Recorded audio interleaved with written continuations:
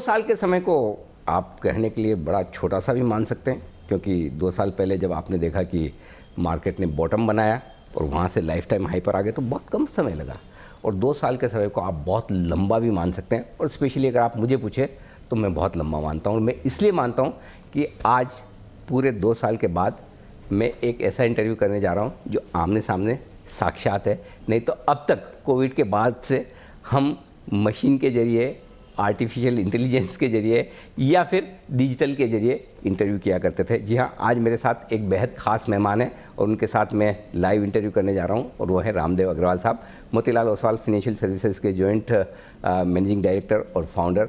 Ramdev sir, बहुत बहुत स्वागत है। ऐसा लग रहा है कि ढंग से बैठकर बात इस बार होने वाली है, क्योंकि कई बार बिलीव नहीं होता कि happy days are here again. Absolutely. मुझे याद है कि 2-2.25 साल हो गए आपसे इस तरह से इंटरव्यू किए हुए। हमेशा वो स्काइप पर जिसमें चेहरा कुछ अलग दिख रहा है, बैकग्राउंड कुछ अलग दिख रहा है, आवाज़ आधी आ रही है, नहीं आ रही, लेकिन आज इस खास मौके पर आपसे बात करने का जो एक चांस मिला है, और बहुत सारी चीज़ें हैं जिन पर बात करनी है। वैसे तो आप वेल्थ क्रिएशन पर, स्टॉक्स पर जिस तरह की रिसर्च रखते हैं, लेकिन आज मैं स्पेशली थोड़ा दुनिया भर का जो माहौल है उस पर बात करना चाहता हूँ, क्योंकि इस वक्त इन्वेस्टर सब ये समझना चाहते हैं कि रशिया यूक्रेन में जो हो रहा है ये कितना बड़ा है, कितना इम्पैक्ट इसका दुनिया भर की इकोनॉमी पर पड़ेगा, हमारे पर पड़ेगा, हमारी कंपनियों पर पड़ेगा, बाजार पर पड़ेगा, आगे डायरेक्शन कैसा है। सब लोग इस साल बड़ा डरा रहे हैं, इस साल पैसा बनना मुश्किल है। चलो मुश्किल है तो क्या, पैसा लगाने का वक्त है। तो ये सारे सवाल हैं मेरे जहन में जो मैं आपसे पूछने वाला हूँ। तो शुरुआत रशिया यूक्रेन से ही करते हैं। महीना भर होने आया, ये तो खत्म होने का नाम नहीं ले रहा है। कब, कैसे, क्या आपका क्या सेंस बन रहा है? इतना लंबा चला है जो किसी ने सोचा नहीं था, आगे क्या कैसे होगा ये सब?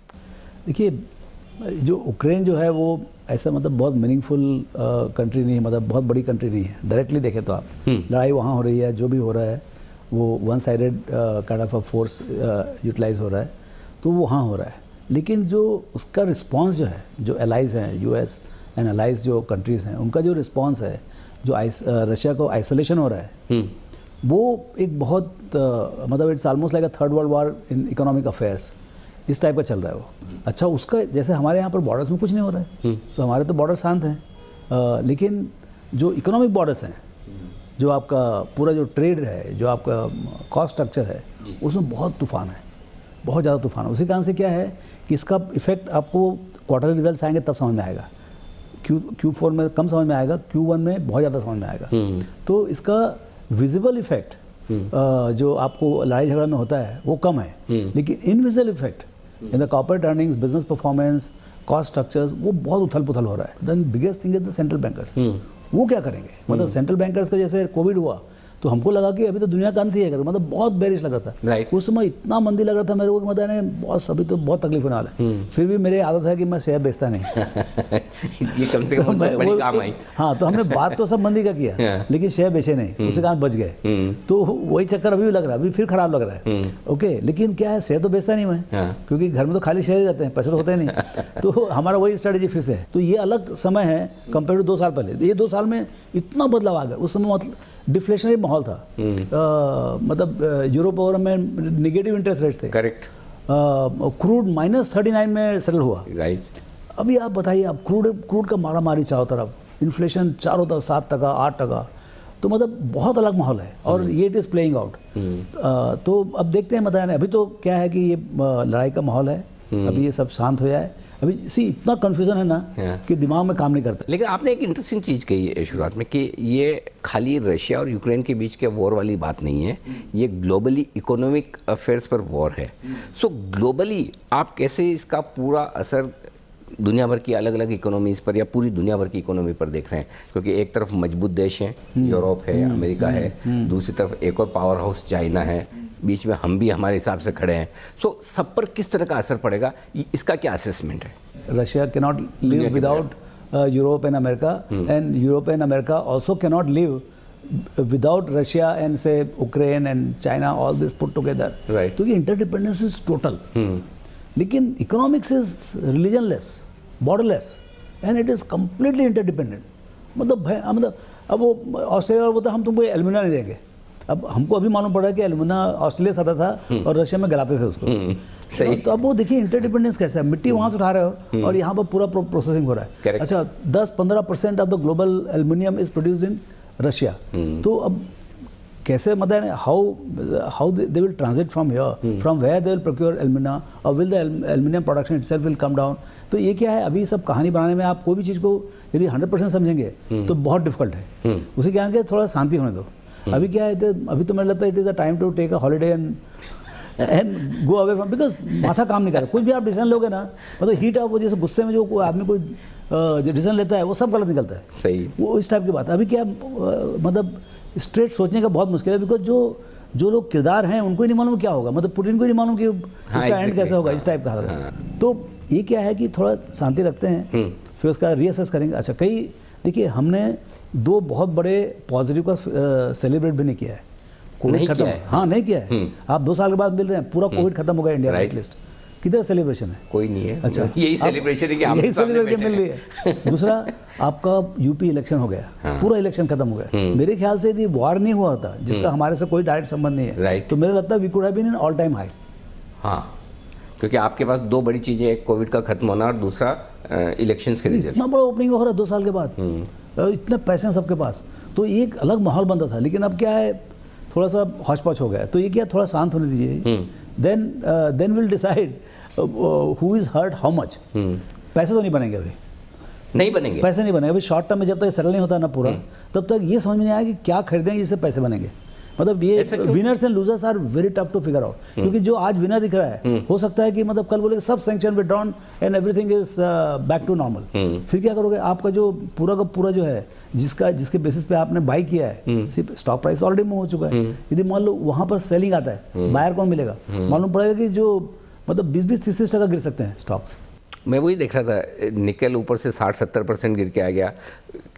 कोविड के ज़माने में जूम का स्टॉक इतना बड़ा था, 80% गिर गया। वही तो वो ये जो ट्रेड चेंज होगा, हाँ, ये कैसे पता चलेगा? नहीं मालूम पड़ेगा। आपका देखिए ना, आपका ऑयल 140 वाला जो है सीधा 99 वाला 120, ऐसा तो मत है ना, उसमें तो क्या आप ट्रेड करोगे आप? तो उसी कारण क्या है, ये तूफान को जो है निकलने दीजिए। ये बरसाती तूफान है, बहुत तूफान है अभी।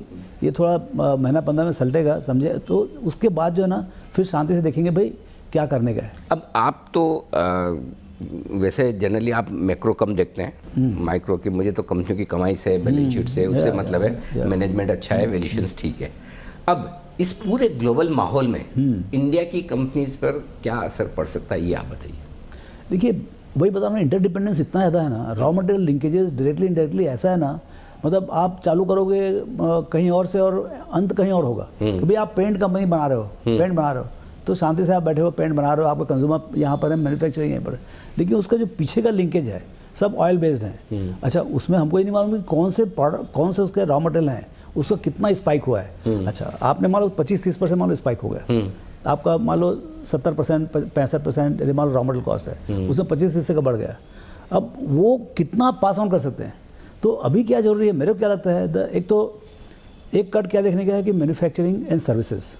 सो services are better off, manufacturing को तकलीफ है, क्योंकि मैन्युफैक्चरिंग में सब रॉ मटेरियल्स हैं, फिजिकल रॉ मटेरियल्स हैं। अब वो ये नहीं मतलब मोस्टली मैन्युफैक्चरिंग में those are users of physical materials, they will be in tough time mostly. तो आप जो कह रहे थे अगले क्वार्टर के रिजल्ट्स देखना इंटरेस्टिंग होंगे, बहुत सारे एक्सीडेंट्स हो सकते हैं, बहुत अनप्रेडिक्टेबल है। मैं बोलता हूँ आप एनालिस्ट लोग से बात करो ना, वो सब के सब दे विल बी शिवरिंग क्योंकि बहुत डिफिकल्ट होगा, क्योंकि देखिए फीफो मेथड है। हाँ। तो हो क्या रहा है, आपका इन्वेंट्री टिपिकली फीफो मेथड होता है, तो आपको और से महीना 2 महीने के सबके पास इन्वेंट्री होती है साइकिल में। तो आपने जो रॉ मटेरियल आपने जनवरी में खरीदा वो आपका मार्च में यूज़ हो जाएगा। अच्छा, जो आप फरवरी मार्च में खरीदे हैं, आप जो अभी खरीद रहे हैं वो आपको यूज़ में होगा Q1 में।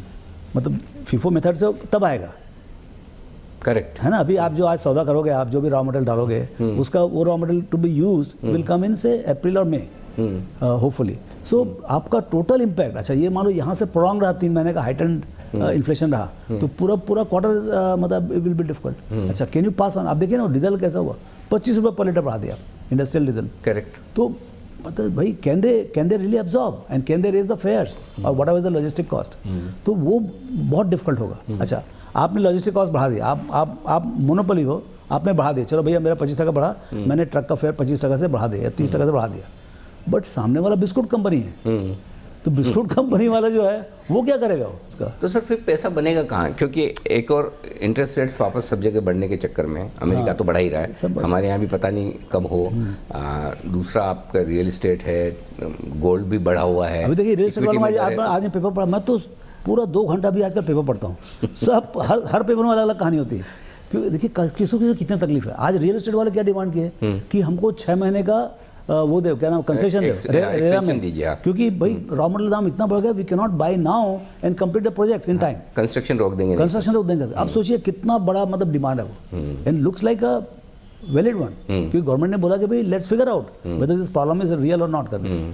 तो मतलब इस टाइप का फोर्स मेजर टाइप का दिख रहा है सब जगह। अच्छा, जैसे आपको स्टील वाला, स्टील का दाम बढ़ गया, आपको मालूम है स्टील का प्राइस बढ़ गया, इसका मतलब नहीं कि स्टील वालों को प्रॉफिट बहुत बढ़ गया, क्योंकि उनके रॉ मटेरियल्स जो हैं वो उससे ज़्यादा बढ़ गए। तो इसमें ये क्या है, इस टाइप के माहौल में जो है ना, जहाँ पर हर आदमी सब तरह से खींचतान कर रहा है, जब तक प्रेडिक्टेबल माहौल ग्राउंड में नहीं होता है, और इतनी अनसर्टेनिटी में भी मार्केट तो गिर नहीं रहे, मुश्किल से हम कितना लाइफ हाई से, नहीं ऑलमोस्ट ऑल टाइम हाई, 5-6% ही नीचे, तो फिर मार्केट को किस बात का कॉन्फिडेंस? ये आपने सही क्वेश्चन पूछा कि भाई इतना बड़ा वार हो गया है, और सो मेरे को लगता है उनको सेंट्रल बैंक को बहुत भरोसा है कि लिक्विडिटी भर भर के आएगा करके। मतलब liquidity will not be withdrawn from the market in a hurry. मतलब आप रेट बढ़ा लो 1 टका, मतलब 25 पैसे बढ़ा ले और 50 पैसे बढ़ा लो, but liquidity will be kept intact. See अभी क्या है, कॉस्ट ऑफ मनी जहाँ 25-30% बढ़ रहा है, उसमें आधा 1 टका मतलब कॉस्ट ऑफ लिक्विडिटी बढ़ गया, तो ऐसा कोई बहुत अंतर नहीं पड़ने वाला है। But will the liquidity be as ample as right now? मेरे हिसाब से bankers will keep the liquidity on, the cost of liquidity they will start raising, so that eventually पैसा मिलेगा, लेकिन महंगा मिलेगा थोड़ा, इस टाइप का मुझे लग रहा है। इस टाइप का माहौल रहेगा लगता है, बिकॉज सेंट्रल बैंक के पास ऑप्शन क्या है, he can't print any more, right, है ना? सो अदरवाइज तो 50%, 20-30 टका इन्फ्लेशन है, कुछ भी जाएगा। Inflation is already headache, this is where the franchise is coming into play. किसके पास प्राइसिंग पावर है? करेक्ट, जिसके पास प्राइसिंग पावर है वो राजा है अभी, और जिसके पास प्राइसिंग पावर नहीं है उसको बहुत तकलीफ होने वाला, because then he can not pass on, and he has to take the disproportionate portion of the cost in his cost structure and get hit in the profits. वैसे ही उसी कारण से क्या है, जो थिन मार्जिन वाले बिजनेस हैं, कंपनीज हैं, उनको बहुत तकलीफ होने वाली, 3%, 4%, 5%। 25 टका वाला ठीक है यार, 5 टका कम हो गया, फिर भी मैं जिंदा रहूंगा, 20%, हाँ ठीक बात है। लेकिन जिसके पास है ही 4-5 टका मार्जिन, वो क्या करेगा? कभी भी उड़ जाएगा। अच्छा, एक चीज़ बताइए, फिर ऐसे में क्या ये साल पैसा कमाने की भूल जाएं, पैसा बचाने की सोचें और पैसा लगाने की सोचें, मौके देगा मार्केट इस साल? देखिए, uncertainty is the best friend of investors, long term investors. तो ये जो है ना, ये आपको उथल पुथल में जो है ना, कई चीज़ें, देखिए आपका जैसे मतलब Q3 का रिजल्ट खराब आया, ठीक है, तो एक बार तो माफ़ कर देगा बाजार, Q1 का रिजल्ट फिर खराब, Q4 का रिजल्ट खराब आया, और कमेंट्री तो मैनेजमेंट का फुल भर के रहेगा खराब, Q1 का भी खराब रिजल्ट आता है।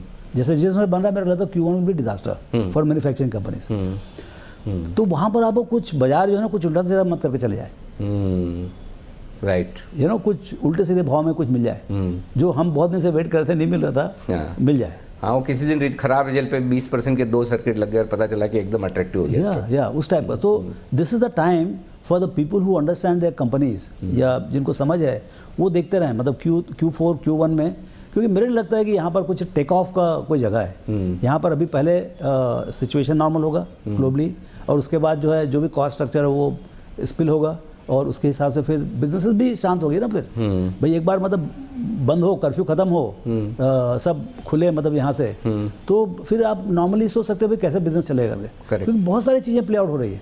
आपका मतलब कोविड खत्म हो गया तो ओपनिंग अप का क्या ट्रेड है, आपका political, best thing is India has a very stable political situation, that is the best. You have the strong leadership in centre, and now with this reaffirmation of the leadership by this 5 to 6 this election, and वो भी thumping majority in all 5 states, तो उससे एक बहुत बड़ा चीज़ होगा, because right now the every country which has the strong leadership they are going to have a much better time than the countries which have the weak leadership. Okay, अच्छा, एक और interesting चीज़ ये कि अब आपने एक बताया कि अभी इस माहौल में मैन्युफैक्चरिंग कंपनी से थोड़ा सावधान रहना, वहाँ कभी भी कुछ भी एक्सीडेंट्स हो सकते हैं, तो फिर सेफ क्या है? सर्विसेज आपका सर्विसेज कंपनी IT कंपनियाँ, IT कंपनीज है, बैंकिंग है, इंश्योरेंस है, और जो भी कंस्ट्रक्शन सर्विसेज जिधर सर्विसेज हैं जिसमें प्योर भाई मैं 2000 लेबर लेके आया, मैंने मेहनत की और आपको दिया, तो उसमें सर्विसेज में क्या है कि सब पास थ्रू, ठीक है थोड़ा इन्फ्लेशनरी प्रेशर रहेगा, पर जैसे ब्रोकिंग सर्विसेज है, I mean yes there can be problem in terms of volume drop और बिट ऑफ आपका जो एम्प्लॉयमेंट कॉस्ट वगैरह, but that's something which is manageable, but per se business is not, मतलब business कहीं नहीं जा रहा है। कमोडिटीज़ और कमोडिटी स्टॉक्स दोनों ही, क्योंकि जिस तरह से ये अचानक से दाम बढ़े हैं युद्ध की वजह से सारे, इन पे क्या व्यू है आपका? सी जो बेसिक कमोडिटीज हैं एकदम, जो मतलब जो माइनिंग कर रहे हैं खुद, मतलब जहाँ पर से ग्राउंड अप है पूरा का पूरा, जिसमें फर्दर लिंकेज नहीं है कि भाई मेरे पास एल्युमिनियम कंपनी है लेकिन मैं एल्युमिनियम खुद ही निकाल रहा हूँ और बॉक्साइट खुद निकाल रहा हूँ, बॉक्साइट निकल के एल्युमिनियम बना रहा हूँ, एल्युमिनियम बना के एल्युमिनियम बना रहा हूँ, मेरे पास पावर प्लांट भी खुद का, उसके पीछे कोल भी मेरा है, मतलब जितना आपके पास बेसिक मटेरियल आपके पास है और यूज़ कर रहे हो, दोस कंपनीज आर मोस्ट सिक्योर्ड, मतलब इसका जितना बैकवर्ड इंटीग्रेटेड है, एंड मतलब आप ज़मीन से काम कर रहे हो, जैसे अभी टिस्को है, तो टिस्को में जैसे आपका आयरन वो खुद का है, तो उसका जो 200 रुपये का दाम है वो 225 रुपये हो जाएगा, 220 रुपये हो जाएगा, बट पर से, लेकिन आप यदि बाहर से खरीद रहे हो तो आपको जो $90 मिलता था वो 150, 180, $200 पता नहीं क्या भाव पड़ेगा, फिर उसका लॉजिस्टिक कॉस्ट, FOB आपको 170-180 मिल जाएगा, लेकिन ऑस्ट्रेलिया से यहाँ लाने का क्या पता क्या दाम लगेगा। करेक्ट। तो वो अनसर्टेनिटी जो है ना, वो जिस कंपनी में ज़्यादा है वो कंपनी को, मतलब यानी वहाँ पर अर्निंग्स का ऊपर नीचे होगा, बट वो ऊपर नीचे में आपको कुछ ऐसे दाम मिल जाए कंपनीज के जो आपके लिए बहुत लॉन्ग टर्म इंटरेस्टिंग हो। तो आप उसकी तैयारी करके बैठे। आप वैसे तो कंपनियों से बात करते हैं, उनके टॉप मैनेजमेंट से बात करते हैं, बड़े इंस्टीट्यूशन से भी बात करते हैं, लेकिन पूरा आपका नेटवर्क जो देश भर में फैला हुआ है, लाखों आपके कस्टमर्स हैं, हज़ारों फ्रेंचाइजी ब्रांचेज हैं, तो रिटेल की भी पूरी पकड़ है। पहली बार थोड़ा रिटेल वाले पिछले 2-2.5 साल में जो खास तौर से नए नए सारे इन्वेस्टर्स आए, तो वो सोचें कि हमने गलती तो नहीं की आके मार्केट में, थोड़ा थोड़ा अब सोचने लगे हैं, हालांकि कॉन्फिडेंस अभी भी है, पैसा लगा भी रहे हैं, तो उनको आप क्या सलाह देंगे? बने रहें, डटे रहें, क्या क्या स्ट्रेटजी होनी चाहिए? हाँ अच्छा है, शुरू में आए हैं, थोड़ा अग्नि परीक्षा हो जाएगी अभी। हमें ना आए हैं अभी नए गरम जो 1-1.5 साल पहले आए वो तो बेचारे, वो तो अच्छा पैसे कमाए हुए हैं, तो उनको ये मालूम पड़े, अच्छा जो ट्रेडर्स टाइप के हैं उनको, मेरे कई लोग को मालूम पड़ा कि लास्ट 2-3 महीने में काफ़ी पैसे गंवा दिए, जो मतलब बहुत एक तरफा बनाए थे पैसे, उनको काफ़ी लॉस लग गया है, ऐसा मेरे सुनाई पड़ा है कई लोग का, तो उनको भी मालूम पड़ेगा भाई ऐसा वन वे ट्रैफिक नहीं है market. See market is a much surer and slower machine, मतलब आपको 15% कमाने के लिए बहुत ज़्यादा मेहनत नहीं करना पड़ेगा, लेकिन 20-25 कमाने के लिए, अच्छा लोग यहाँ पर आते हैं बहुत जल्दी पैसा कमाने के लिए, लेकिन एक्चुअली बहुत जल्दी गंवा के जाते हैं। तो ये मेरे को लगता है कि देखिए अभी नए नए लोग आए हैं बहुत, 40 पहले 4 करोड़ लोग थे 2 साल पहले, अभी हो गए 9-10 करोड़, और मेरे को लगता है ये हो जाएगा 25 करोड़ अगले 3 साल में। 25 करोड़, उसके बाद भी जर्नी चालू रहेगी, लेकिन ये जो है रैपिड होगा, वंस इन लाइफ टाइम है, एंड ये जो है ना इतना रिवोल्यूशनरी है ये चेंज जो इंक्लूसिव हो रहा है, ये मतलब इससे यदि हमारे जो ब्यूरोक्रेट्स हैं, पॉलिटिशियंस हैं, हमारे रेगुलेटर्स हैं, यदि उसको बराबर से हार्नेस किए तो it has a potential to change the landscape of the country itself. Absolutely, क्योंकि देखिए अल्टीमेटली आपको मिलेगी, इक्विटी मिलेगी आपका, जो बिजनेसेस बनते कैसे, जॉब्स कैसे क्रिएट होते हैं, जब आप उसको इक्विटी दो। बिजनेस करने वाले तो बहुत हैं, बहुत सारे लोग चाहते हैं भाई मेरा होटल खुल जाए, मेरा ये खुल जाए, लेकिन उनको पैसे कौन दे? तो अब वो पैसे जो है ना भर भर के मिल रहा है, इनफैक्ट गलत लोग को बहुत ज़्यादा पैसे मिल रहे हैं, यहाँ तक की बात आ गई। लेकिन क्या है, धीरे धीरे लोग समझ जाएंगे किसको देने का किसको देने का। तो ये जो है ना once in a lifetime change है, 70 साल के बाद पहली बार ये गेट खुला है, और इससे जो है मुझे लगता है कि जो entrepreneur, this is a celebration of entrepreneurship. Second, मेरे लगता है सबसे बड़ा रिलीजन 2 से 3 साल के अंदर will not B cricket, will not B religion itself, it will be stock market.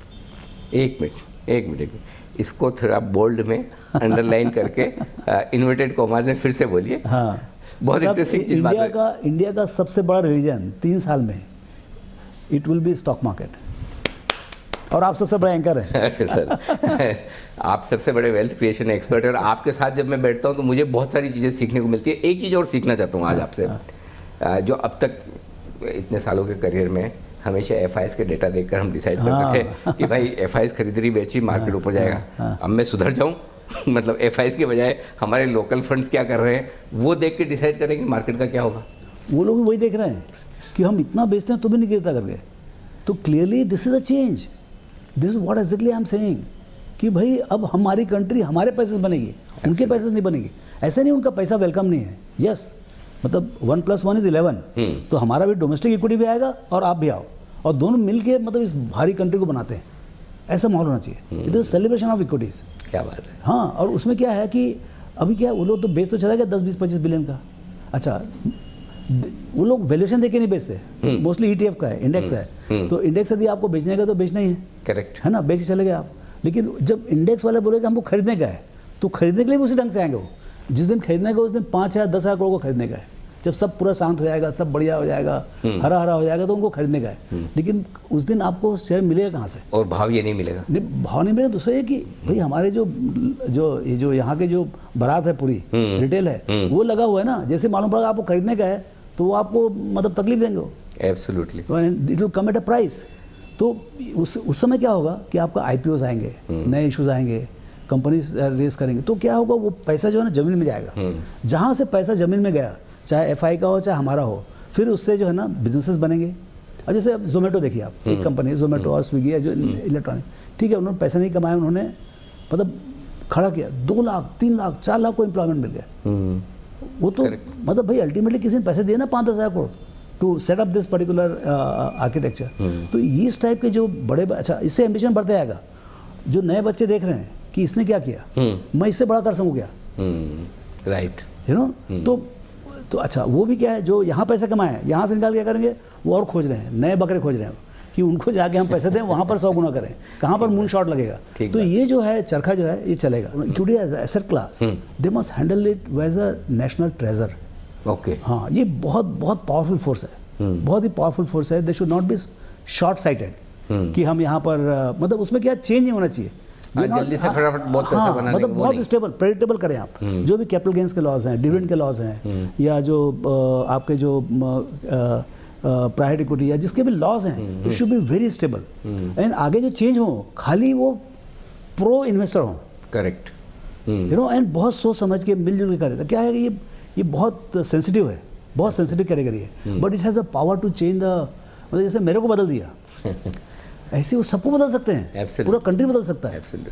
तो मैं उम्मीद करता हूँ कि 2 साल बाद आपसे जो मुलाकात हुई इसमें मुझे एक बूस्टर डोज मिल गया।